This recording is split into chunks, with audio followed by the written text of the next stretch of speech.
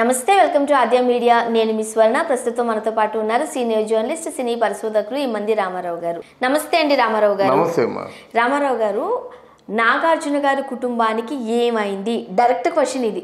ఇక మళ్ళీ అడ్డదిడ్డు క్వశ్చన్లు కూడా ఏమీ లేవు. ఎందుకనంటే ఇద్దరు కొడుకులకి హిట్ లేదు, ఆయనకి హిట్ లేదు.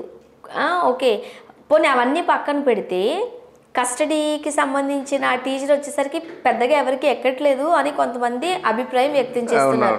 అఖిల్ ఏజెంట్కి మంచి మార్కులు పడ్డాయి అనుకునే టైంలో ఏ ప్రమోషన్లోనూ నాగార్జున గారు కనిపించట్లేదు.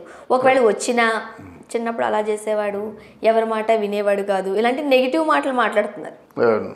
ఏమంటారు? ఇది చాలామంది మీడియాలో ఉన్నటువంటి సరే వాళ్ళు ఏమంటారంటే వాళ్ళ ఊహా ప్రపంచంలో ఏవేవో ఊహించుకొని మొత్తానికి నాగార్జున గారి కుటుంబాన్ని చిన్నాభిన్నం చేశారమ్మా. నాగార్జున ఇప్పుడు బాగానే ఉంటాడు, కాదంటే ఒక్కోసారి కొన్ని పరిస్థితులు ఏర్పడతాయి, అప్పుడు కొంచెం మనసులో బాధపడిన మాట వాస్తవమే. నాగార్జున అఖిలు ఇద్దరు మాట్లాడుకోరట. ఎవరు చూశారు? ఇద్దరు మాట్లాడుకుని ఎవరు చూశారు?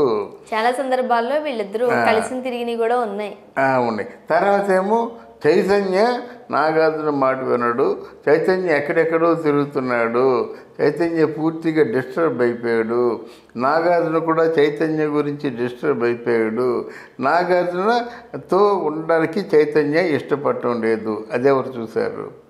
ఇది ఎలాగుంటుండగా పాపం తన సొంత కొడుకు కదా, ఇద్దరు కొడుకులు అనుకోండి, కానీ సొంత కొడుకు అంటే అఖిల్ కదా సొంత కొడుకు.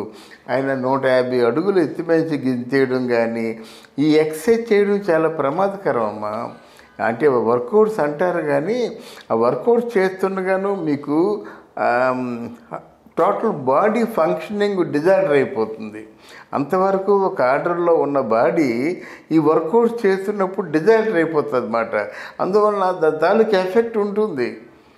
అందుకే కదా ఎక్సర్సైజ్ చేస్తున్నప్పుడు మనిషి ఒకసారి కొలాప్స్ అయిపోయినా అయిపోతాడనమాట. అందువలన ఏంటి సినిమాలు పిచ్చి, సినిమాల్లో హిట్లు పిచ్చి, దానికోసం వెళ్ళడం ఏంటి అని చెప్పి ఆవిడ ఒక పక్క ఏడ్చుకొని కూర్చోడు. ఓవరాల్గా ఫ్యామిలీ చూడు ఎలాగుందో. ఇప్పుడు నాగార్జునకి చూస్తుంటే 100 కోట్లు 1000 కోట్లు ఉన్నాయి, కానీ ఏం ప్రయోజనం? ఎవరు కూడా, ఎందుకంటే అందరూ బాగానే ఉంటారు, ఒకరంటే ఒక గౌరవం ఉంది, ఒకరంటే ఒకరు ప్రేమ ఉంది, ఎందుకు కలిసి ఉండలేకపోతున్నారు అన్నది ఎవరికి అర్థం కాని విషయం. ఇప్పుడు అమర్కి చాలా ప్రేమ నాగార్జున అంటే, అయిపోయిందా? లేకపోతే చైతన్యకు కూడా భయభక్తులు ఉన్నాయి అమల నాగార్జున అంటే.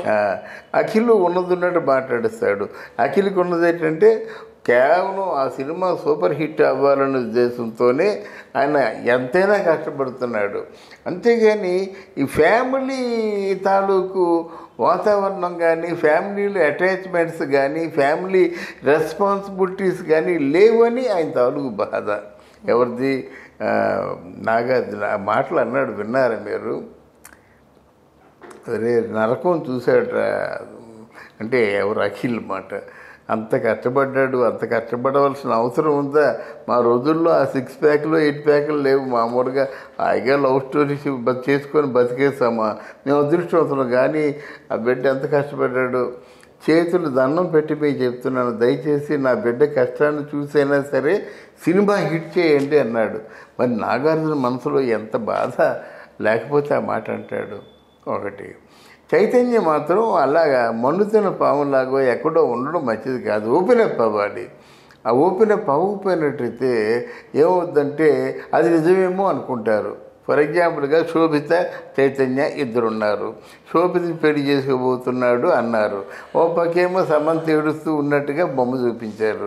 కానీ నాకు అదేమి లేదని శోభిత దూరిపాలు శోభిత చెప్పింది. కానీ మరి ఆయన చెప్పాలి కదా, మీరు పిచ్చి పిచ్చిగా ఊహించుకుంటున్నారు, నాకు శోభితకి ఈ మధ్య ఏ అండర్స్టాండింగ్ లేదు, ఏ రిలేషను లేదు, ఏ లింకు లేదని చెప్పినట్టు ఈ తలకాయ నొప్పంతా ఉండేది కాదు కదా, కుటుంబంలో ఈ కలహాలు ఉండేవి కాదు కదా. కనుక ఆయన కూడా మెత్తగా ఉండడం, ఇవన్నీ ఒక్కోసారి మౌనం ఎన్నో అపార్థాలకి దారితీస్తుందమ్మా. ఆయన మౌనంగా ఉండబట్టే కదా ఈ మానసిక వేదన అంతా కలిసి, ఎందుకంటే ఓపెన్ అప్ అవ్వకపోవడం, ఓపెన్గా ఒకరితో ఒకరు మాట్లాడుకోకపోవడం, ఒకరి బాధ ఒకరు చెప్పుకోకపోవడం, ఒకరి బాధ్యతలు మరొకరు తీసుకోకపోవడం, వాళ్ళ కష్టసుఖాలు మరొకటి షేర్ చేసుకోకపోవడం వల్ల ఈరోజు నాగార్జున గారు చూసారా, ఎప్పుడైనా చూసాం ఇలాగా?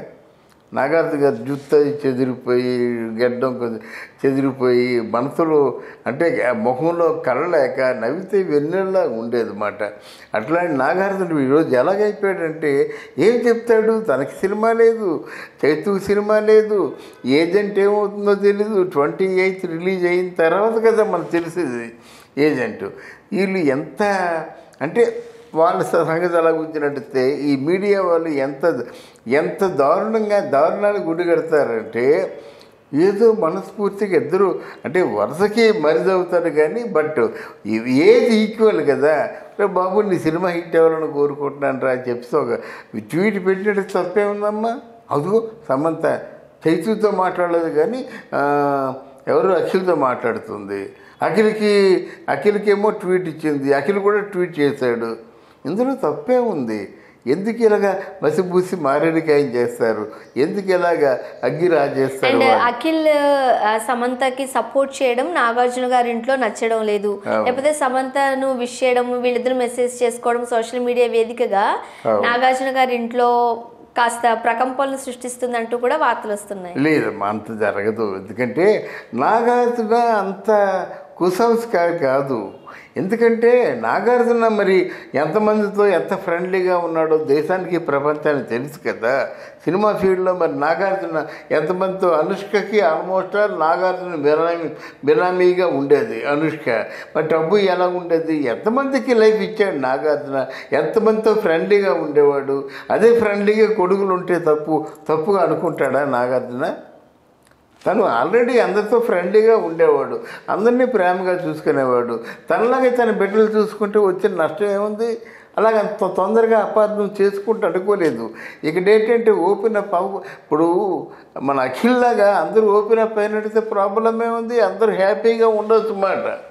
అంతేగాని ఓపెన్ అప్ అవ్వకపోవడం వలన ఈ మన తాలూకు కథా రచయితలు ఉన్నారు కదా, ఎవరు తోచిన విధంగా వాళ్ళు కథలు రాసుకుంటూ వెళ్ళిపోతున్నారు. అండ్ ముఖ్యంగా ఈ ఫ్యామిలీ అంతా కలిసి ఒకేసారి మాట్లాడకపోవడము, అదే లేకపోతే ఏదైనా ఒకటి స్టార్ట్ అవ్వని చాలా బాగుంది. ఇప్పుడు మెగా కుటుంబం చూడండి, ఒక్కటి ఏమైనా వచ్చిందంటే మొత్తం ఫ్యామిలీ అంతా సపోర్ట్ ఉంటారు.